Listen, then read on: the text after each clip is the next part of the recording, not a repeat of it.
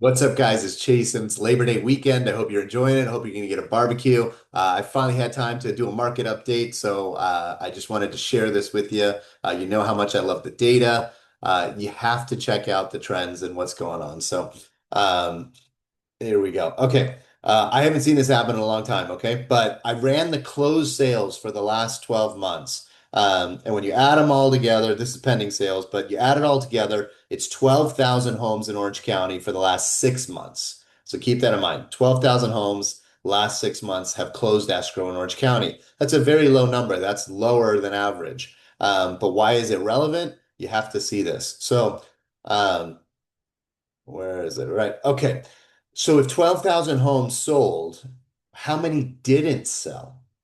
We don't usually look at that number, but we know that interest rates are high and we know that prices are high and affordability is low. Well, I pulled this up, and in the last 6 months, almost 4,000 homes did not sell. This is expired and canceled listings. So 12,000 sold, 4,000 didn't sell. That's a remarkable ratio. It used to be 90+% would sell for the last 5 years. If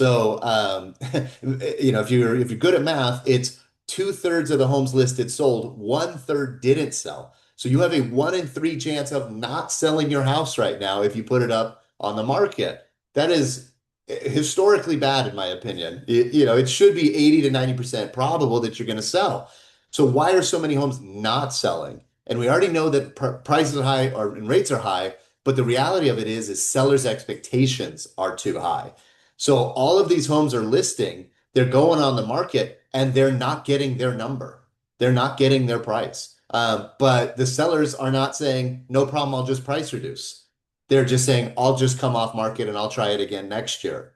So this is why prices are so notoriously sticky and they don't come down very frequently, is there's very few people who have to sell, that are forced to sell, especially when they're coming with 2 or 3% interest rates. So people are testing the market. We're at 6,000 homes actively for sale right now, with only 1,500 per month selling. But it doesn't mean that sellers are just cutting price and no problem. So if you look at the sales prices, we're level, we're even. We are not even down year over year.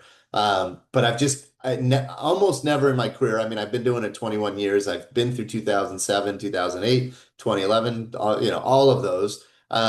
But this ratio of listed homes to sold homes is very weak. So, in my opinion, you got to identify distressed sellers that have to sell, and that's really who to target. Homes are still selling, especially the ones that are being listed at or below recent comps. Two stories on that. We had a condo that needed about 100,000 in work in Costa Mesa. Comps were 850. We listed at 750, which is a discount under the comps because of the condition. It got 4 offers and the price got driven up. And so that buyers are out there and they're looking for deals. That's getting driven up. Another property, comps are about 1.2. It listed for 1 million, needs 250,000 in work, got 29 offers because it was 200,000 under list price. We know there's still buyer demand, but people are and people will jump on that. But that property got driven up to $200,000. So what I've been trying to tell clients is target the properties that are more than 30 to 45 days on market and try to identify who has to sell. Those are the properties that are ending up selling for significantly below list price. The big takeaway is only 2 out of 3 homes are selling right now. And that 1 out of 3 that did not sell is going to relist next year. So all of this is just capping price appreciation. So if you're thinking about selling, you might as well sell. It's not like we're going to get another 250,000 and run in price values over the next 1 to 2 to 3 years. So if you need to make that move up, now is as good of a time as any, but you also need to hedge in the fact that prices are not higher than last year. In fact, they should be probably 3 to 5% lower, but they're not because sellers are just holding out on that. So, but if you can make your math pencil with a 3 to 5% discount, then you can make your move. And if you're willing to list at that discount, you're going to get multiple offers still because people are going to jump after the potential value. So that's our big tip. Thanks for stopping in. Good to catch up, and to your success.